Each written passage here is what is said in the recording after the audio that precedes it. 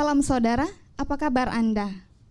Kembali Anda mendengarkan dan menyimak perbincangan anti korupsi bersama kami di Bincang Kanal KPK. Kali ini kami sudah ada narasumber 2 orang dari Direktur PLN, Bapak Nur Pamuji. Selamat siang Bapak. Dan juga Bapak Pimpinan KPK, Bapak Adnan Pandu Praja. Selamat siang Bapak. Selamat datang di kanal KPK. Dan kita akan berbincang tentang PLN bersih. PLN sebagaimana kita ketahui merupakan salah satu BUMN yang menangani kelistrikan di Indonesia.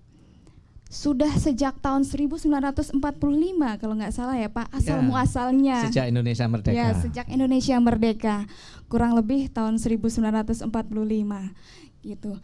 Nah, kemudian kita ingin mengulas karena sekarang kan sudah bangsa Indonesia sudah sangat berkembang, demikian juga PLN dengan berbagai macam bisnisnya, bahkan sekarang ada bisnis tidak hanya kelistrikan juga, tapi juga energi-energi yang lain yang tadinya hanya berupa sumber daya air, sekarang sudah ada energi-energi lain, bahkan ada yang energi baru, terbarukan, seperti itu ya Pak. Iya, iya. Nah, kita pengen mengulas tentang PLN bersih dan bagaimana PLN itu dapat maju dengan energi-energi tersebut. Nah, sebenarnya apa sih Pak PLN bersih itu? Oke, PLN bersih ini satu istilah yang kita lahirkan di tahun 2012 ya. Jadi pada waktu itu saya baru sekitar 6 bulan menjabat dirut PLN. Dan kemudian saya mengontak ya, direksi PLN mengontak Transparansi Internasional Indonesia untuk membantu PLN bagaimana kita bisa membangun sebuah korporasi yang bersih dari praktek korupsi. Ya. Jadi PLN bekerja sama dengan Transparansi Internasional Indonesia ya Pak? Iya benar, jadi kami yang datang kepada mereka dan mereka surprise, katanya ini baru sekarang nih ada BUMN datang ke Transparansi Internasional Indonesia. Luar biasa. Ya. Saya senang, lalu kita berbicara dan lalu merancang satu kegiatan bersama yang kita sebut PLN bersih, no suap, no corruption, no gratification. Jadi panjangnya seperti itu, tapi kita singkatnya PLN bersih, no suap. Nah ini fokusnya pada 2 hal aja, diawali dengan 2 hal, yaitu pertama bagaimana kita bisa melayani pelanggan-pelanggan PLN dengan lebih baik, dengan secara teknis lebih baik, dan juga no corruption, no suap seperti itu. Kemudian yang program kedua yang juga sama pentingnya, yaitu bagaimana kita bisa melakukan pengadaan barang dan jasa yang efisien, artinya terjadi efisiensi yang cukup besar dengan memasukkan elemen PLN bersih no suap ini gitu. Itu inti. Jadi ada beberapa besarnya. Fokus memang ya Pak ya. 2 fokus. Ya, 2 fokus. Yang satu suap gratifikasi korupsi, kemudian satunya tentang pengadaan barang dan jasa. Ya, kenapa harus bersih sih Pak? Ya, kita ini sebuah institusi yang dibentuk oleh pemerintah untuk melayani penyediaan listrik ke masyarakat. Nah, tentu kita berinteraksi langsung dengan komponen-komponen masyarakat ya, pelanggan kita. Ya, nah artinya ini satu bentuk pelayanan publik. Nah, tentu pelayanan publik yang baik itu harus yaitu tadi bersih, no suap tadi.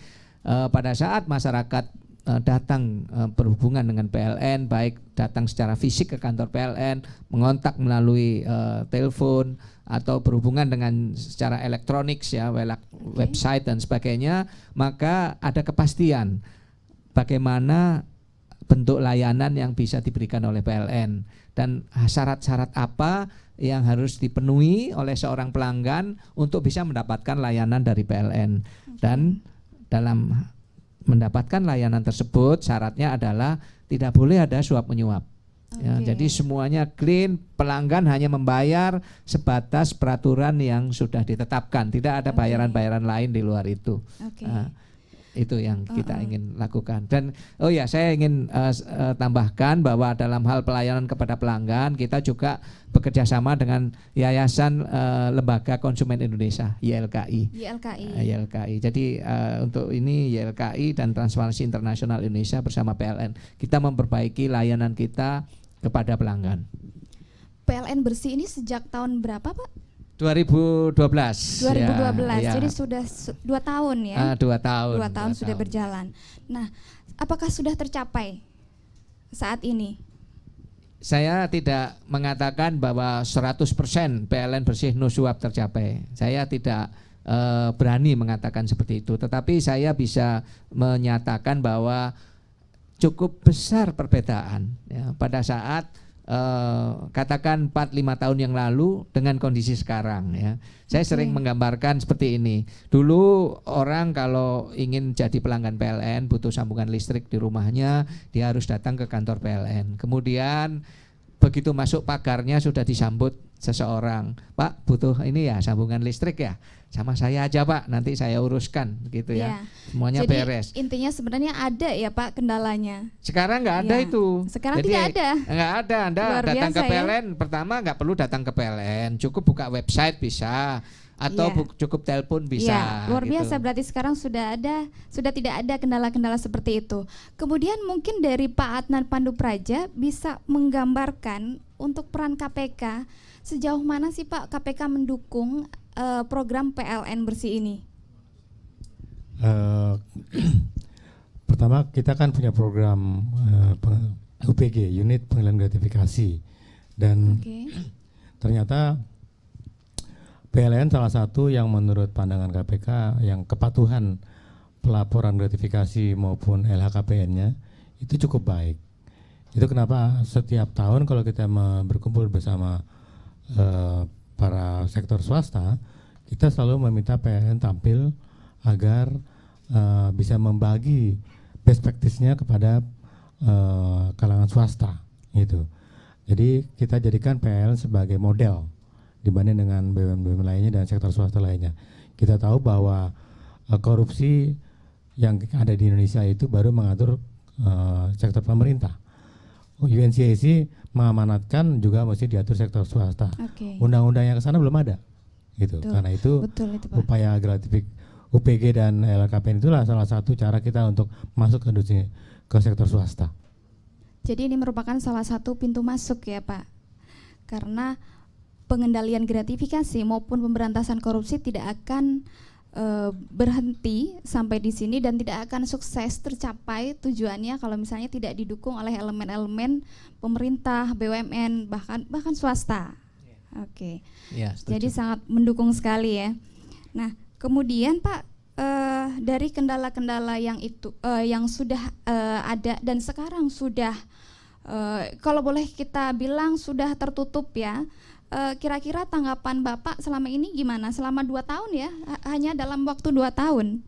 Saya tidak berani menyombongkan diri ya bahwa 100% sudah tertutup, tidak. Tetapi sebagian besar pintu-pintu yang bisa mengarah kepada terjadinya suap atau gratifikasi itu sudah tertutup ya. Nah, yang penting dalam hal upaya PLN Bersih ini adalah membangun sebuah sistem sarana ya sehingga peluang-peluangnya itu ditutup gitu. Jadi sehingga orang tidak tergoda ya untuk memberikan gratifikasi kepada petugas PLN. Ya. Jadi banyak caranya. Pendidikan ada ceramah yang terus-menerus dan ini kami sangat dibantu oleh KPK. KPK mengirimkan petugas-petugasnya untuk menyemangati ya staf PLN untuk terus menjalankan PLN Bersih ini. Tetapi jangan lupa tanpa sistem yang baik ya, hanya bermodalkan imbauan seperti itu nggak akan terjadi. Nggak akan terjadi ya Pak ya. Pintunya harus ditutup. Salah satu pintunya itu adalah pembayaran cash. Nah, pembayaran cash ini harus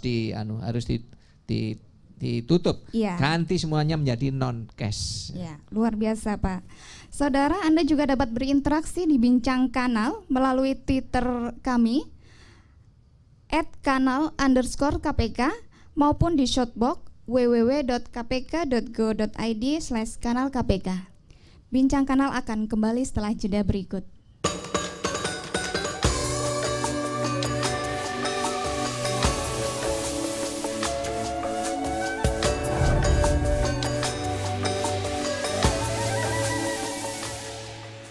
Saudara, kembali kita lanjutkan pada Bincang Kanal KPK. Bersama saya Linda dan narasumber kami Bapak Dirut PLN Nur Pamuji dan Bapak Pimpinan KPK Bapak Adnan Pandu Praja. Ini langsung kita ke Pak Pandu. Jadi kalau misalnya KPK nih Pak, sejauh mana sih Pak KPK itu dapat mengontrol lembaga publik yang ada di Indonesia ini supaya pelayanannya bersih?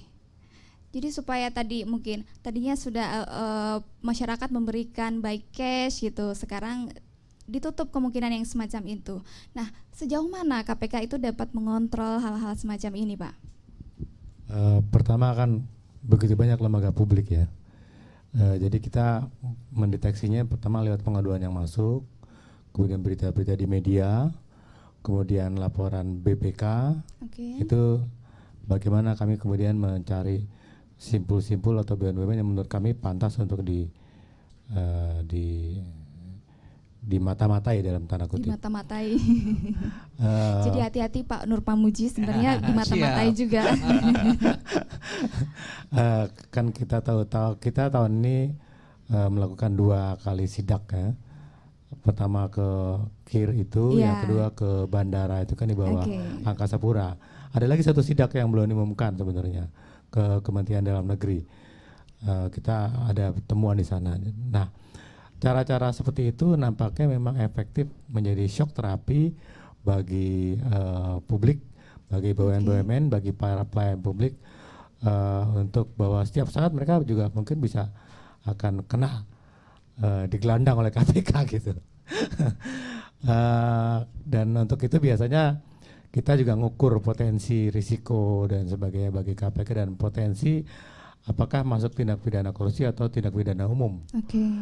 Karena itu waktu kita sidak terutama di bandara, kita harus melibatkan banyak kepolisian karena di situ ada belum tentu tindak pidana korupsi dan apalagi melibatkan aparat, baju coklat maupun baju yang lain gitu.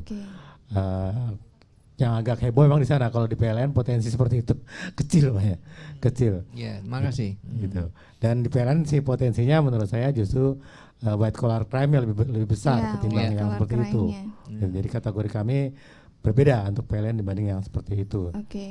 Jadi menarik ini sebenarnya ya Pak, karena tadi Bapak menyebutkan bahwa sebenarnya itu berawal dari pengaduan masyarakat. Jadi sebenarnya sekecil apapun pengaduan masyarakat yang disampaikan, ketika itu ternyata pengaruhnya sangat luas, ternyata KPK juga concern. Karena selama ini orang hanya menganggap KPK hanya mengambil para pejabat-pejabat saja dengan angka korupsi yang sekian miliar, dan ternyata KPK concern dengan hal-hal yang kecil semacam ini, dengan pelayanan publik gitu. Nah, kira-kira kalau di PLN sendiri nih Pak, apakah peran para katakanlah pejabat PLN gitu dalam penutupan kesempatan-kesempatan korupsi bagi petugas yang ada di daerah itu bagaimana Pak? Upaya-upaya yang sudah dilakukan gitu dengan no gratifikasi, mungkin ada aturan khusus atau seperti itu kepada petugasnya? Kalau aturan dibuat ya, kemudian pelatihan juga dibuat. Tadi saya sebutkan salah satunya yang training kami adalah KPK ya. Kemudian yang lebih penting lagi adalah keteladanan. Ya, keteladanan. Bagaimana pejabat PLN kalau datang ke daerah, apakah menunjukkan gaya hidup sederhana, kesederhanaan, ya, tidak menuntut dilayani berlebihan karena itu bisa menjadi sumber korupsi. Ya, itu penting. Tanpa keteladanan ya nggak bisa jalan. Keteladanan perlu keteladanan ya Pak. Ya. Nah, kemudian kalau dari KPK tadi ini agak mengulang lagi tentang pengaduan masyarakat. Dari KPK sudah membuka pengaduan masyarakat. Nah, apakah di PLN juga demikian Pak? Oh ya, jadi kita juga menerima pengaduan masyarakat dalam bentuk apapun ya. Ada yang berupa mengontak kontak center PLN 123 namanya, Kemudian ada juga yang by phone itu ya Pak? itu by Telepon. phone. Kemudian bisa juga by ini website atau Website. menggunakan gadget ya, menggunakan gadget. Oh, bisa juga pakai handphone. Bisa. Kemudian bisa juga tradisional kirim surat melalui surat. pos itu juga kita terima. Dan semua pengaduan diperhatikan. Semua pengaduan diperhatikan. Ternyata saya begitu sendiri ya. Berapa besar pengaduan Pak? Trennya? Yang paling banyak yang pakai kontak center itu paling besar Pak. Itu sehari bisa puluhan belasan. Tapi dalam sehari ya. Kebanyakan masalah teknis, sebagian besar persoalan teknis karena layanan yang kurang baik atau kurang cepat gitu ya. Kemudian yang agak berkurang ya mungkin karena teknologi yang melalui surat ya. Biasanya kalau pengaduan lewat surat itu dibutuhkan karena dilampirkan beberapa dokumen-dokumen pendukung. Nah, yang seperti itu tidak terlalu sering, kira-kira rata-rata sebulan 2 kali gitu kita terima. Ya, dari seluruh Indonesia. Oh, enggak Pak, ini yang dari pusat. Tapi di Indonesia, di seluruh Indonesia ada beberapa level. Yang pertama yang di kantor wilayah itu mereka juga menerima, yang kami juga di PLN pusat juga menerima. Seperti itu. Jadi sebenarnya di daerah sendiri pun ada mekanisme untuk pengaduan masyarakat juga di luar yang 1, 2, 3. Tadi kan 1, 2, 3 itu bersifat nasional. Tapi ada lagi pengaduan secara tradisional tadi lewat berkas surat. Nah, itu juga diterima di kantor wilayah yang ada di provinsi-provinsi atau juga di kantor pusat gitu. Tergantung pengadunya. Dia boleh mengadu kemana saja. Tindak lanjutnya kira-kira berapa lama itu, Pak? Tergantung persoalannya. Tergantung persoalan. Ada persoalan yang tidak terlalu bisa segera ditindaklanjuti karena mungkin buktinya tidak terlalu kuat. Tapi apapun itu yang kami lakukan adalah kirim inspektur untuk memeriksa. Untuk secara skimming itu memeriksa apakah pengaduan ini layak ditindaklanjuti atau tidak. Karena ada juga pengaduan yang tidak bisa ditindaklanjuti karena terlalu subjektif ininya. Tuduhannya subjektif dan buktinya itu sangat lemah. Yang seperti itu juga tidak bisa ditindaklanjuti.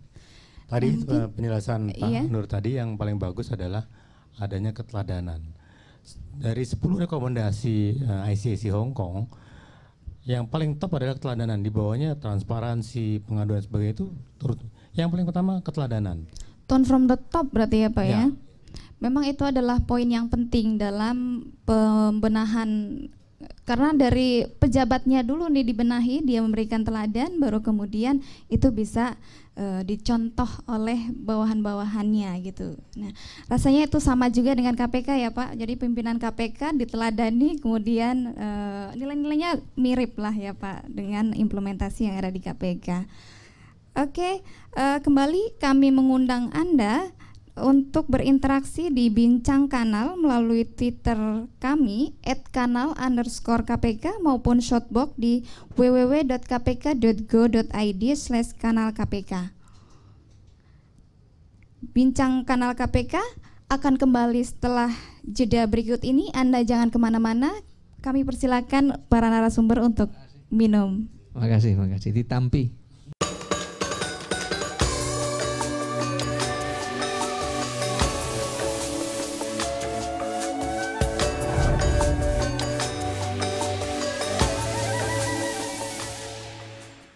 Salam saudara, Anda masih bersama kami dalam Bincang Kanal KPK. Bersama kami sudah ada Bapak Nur Pamuji, Dirut PLN, dan Bapak Adnan Pandu Praja, pimpinan KPK. Kita lanjutkan pada segmen berikutnya, Pak. Ada beberapa penghargaan yang sudah diraih oleh PLN, Pak. Beberapa penghargaan Fortune Award, kemudian juga beberapa penghargaan yang lain yang tidak semua BUMN di Indonesia itu mendapatkannya. Itu bagaimana Pak cara meraihnya? Ya, saya berterima kasih ada beberapa lembaga yang memberi penghargaan kepada PLN. Yang pertama adalah Perkumpulan Bung Hatta. Ini memberikan penghargaan Bung Hatta Anti Corruption Award kepada PLN pada Oktober tahun 2013. Dan salah satu pertimbangan pemberian penghargaan itu adalah karena gerakan PLN bersih yang kami lakukan di PLN. Kemudian penghargaan lain dari Komite Keterbukaan Informasi Publik, itu PLN menjadi juara 1 dari lembaga BUMN yang bisa memberikan layanan keterbukaan informasi publik. Kita dapat nilai 70 dari nilai rata-rata 38. Jadi ya alhamdulillah PLN cukup menonjol dalam hal keterbukaan informasi publik. Kemudian penghargaan yang lain yang kami peroleh adalah dari Fortune 500 Global 2014. Jadi PLN adalah perusahaan dengan ranking 477 dunia. Ya. Dunia ya Pak, berarti sudah internasional. Iya, dan itu ada kaitannya dengan sistem yang kita bangun, yaitu kita membangun satu sistem pelaporan keuangan yang fully computerized untuk seluruh wilayah Indonesia, sehingga membuat laporan keuangan yang dibuat oleh PLN kredibel di mata internasional. Makanya mereka berani memberi penghargaan itu karena melihat laporan keuangan PLN ini kredibel. Udah i-audit belum Pak? I-audit BPK. Oh ya, jadi laporan keuangan yang menjadi dasar penilaian adalah laporan keuangan yang sudah audited oleh BPK dan juga oleh kantor akuntan publik. Jadi dua-duanya. Jadi dua kali audit ya Pak ya? Kali audit kalau untuk PLN. Kemudian sejalan dengan program pengendalian gratifikasi ataupun program pemberantasan korupsi lainnya, mungkin Pak Adnan bisa memberikan tanggapan. Kira-kira apakah dengan penghargaan tersebut itu sudah dapat menjadikan PLN teladan bagi BUMN-BUMN lain untuk juga bisa mencanangkan? Mungkin ini yang menjadi persoalan. Kami belum melihat peranan BUMN untuk bisa agar PLN itu melakukan sharing best practice-nya untuk kemudian diterapkan kepada BUMN lainnya.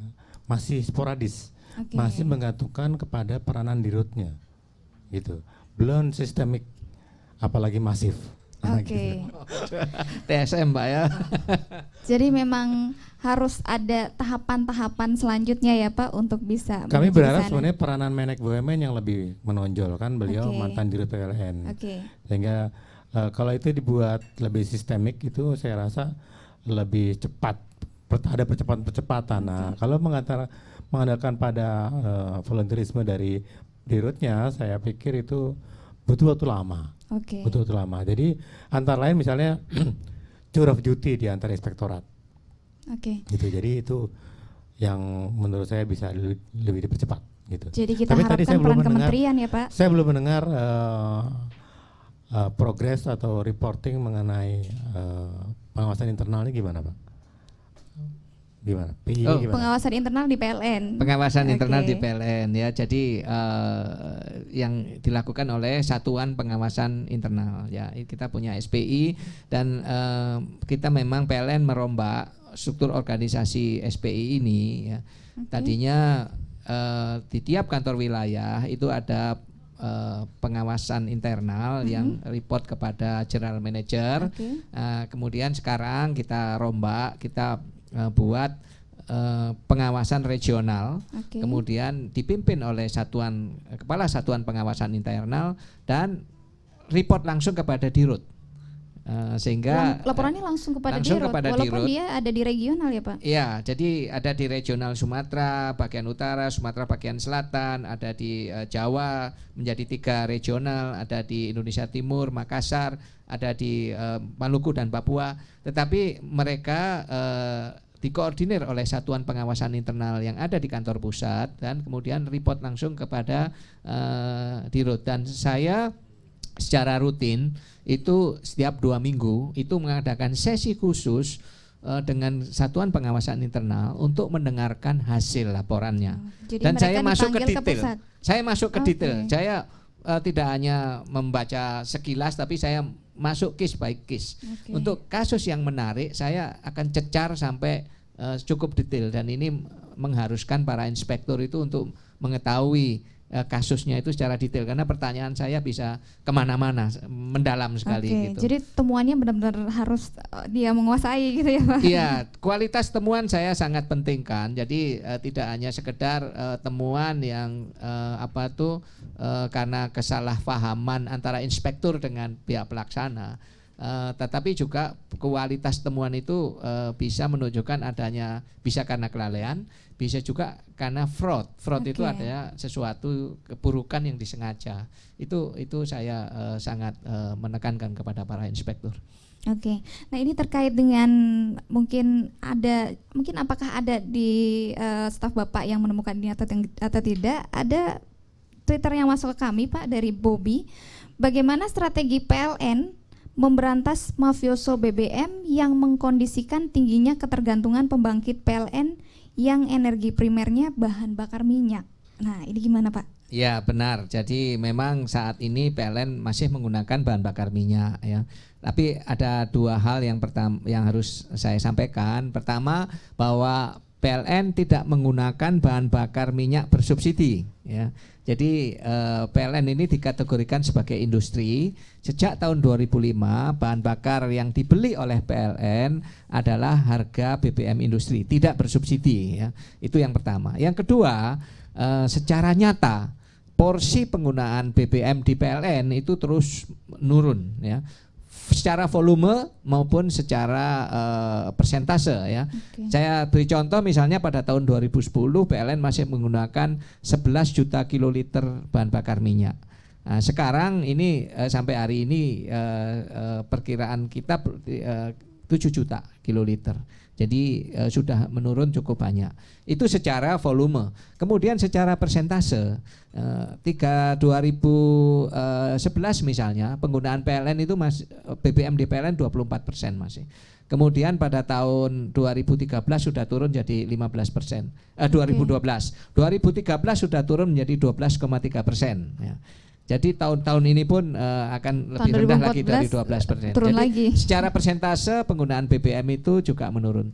Tetapi tidak berarti penggunaan BBM di PLN itu suatu kejahatan. Dan ini yang perlu difahami, karena negara kita adalah negara kepulauan. Tidak semua pulau itu tersedia bahan bakar di luar BBM, ya. Memang pulau-pulau besar seperti Sumatera, Kalimantan, Jawa, Sulawesi itu bisa menggunakan pembangkit batu bara, pembangkit gas, karena ada sumber energi lain, tenaga air termasuk. Tetapi banyak juga pulau kecil seperti Ambon misalnya, di sana tidak ada tenaga air, ya. Di sana tidak ada gas. Di sana akhirnya menggunakan BBM dominan sekali, ya. Walaupun akan diganti dengan pembangkit batu bara, ya. Tetapi banyak pulau seperti Ambon yang pilihannya itu tidak banyak sumber energinya. Jadi itulah kita berusaha mengurangi, tapi bukan berarti itu suatu kejahatan menggunakan BBM. Jadi bukan merupakan sebuah kejahatan kalau menggunakan BBM, dan BBM yang digunakan oleh PLN juga bukan BBM yang bersubsidi, bukan. Ya. Pak Nur Pamuji dan Pak Adnan, ini pertanyaan terakhir ini, Pak. Jadi apa harapan PLN ke depan terkait dengan PLN bersih? Gitu, udah yakin banget nih kayaknya Pak PLN bersih, dan juga mungkin apa juga harapan KPK ke depannya dengan adanya PLN bersih ini, terutama mungkin dapat menjadi contoh bagi BUMN yang lain dan sebagainya. Oke, untuk PLN tentu kami berharap bahwa PLN bersih ini sustainable, artinya bertahan dan berkelanjutan, dan itu kuncinya dua. Pertama adalah keteladanan tadi, faktor keteladanan. Tentu kita berharap bahwa pengurus PLN di masa depan adalah orang-orang yang memberi teladan, hidup dalam kesederhanaan, hidup prasojo kalau istilahnya itu, ya, seperlunya saja, dan itu bisa menjadi pencegah korupsi yang paling ampuh. Kemudian yang kedua, tentu kami harus meninggalkan warisan yang berupa sebuah sistem yang bisa menutup peluang-peluang terjadinya suap tadi, ya. Jadi itu sistem itu yang harus berjalan. Dan ketiga, sudah ada critical mass yang cukup besar di PLN, terutama di kalangan muda PLN, bahwa PLN bersih no suap ini adalah suatu yang bagus dan mereka akan pertahankan mati-matian. Jadi saya cukup punya keyakinan PLN bersih ini akan berkelanjutan. Mungkin dari Pak Adnan sendiri ada harapan ke depan, Pak? Harapannya pertama, mungkin PLN perlu juga melakukan sharing kepada BUMN lain tentang bagaimana menghadapi intervensi. Ini biasanya faktor yang sulit untuk dihindari di kalangan BUMN adalah intervensi ya. Itu saya pasti ada caranya dan itu perlu di-sharing. Yang kedua yang menarik dari diskusi ini bahwa kedekatan PLN dengan Transparansi Internasional, Yayasan Lembaga Konsumen dengan KPK itu adalah salah satu cara paling efektif shortcut untuk membangun governance di PLN. Hanya dengan melibatkan eksternal lah kultur di PLN bisa cepat dirubah. Ya, gitu. Jadi ada peran serta baik internal maupun eksternal gitu Pak. Oke, demikian saudara bincang kanal hari ini. Terima kasih untuk kedua narasumber kami, Bapak Nur Pamuji dan Pak Adnan Pandu Praja. Terima kasih juga. Terima kasih kepada saudara karena telah mendengarkan dan menyimak bincang kanal KPK hari ini. Terima kasih, salam anti korupsi.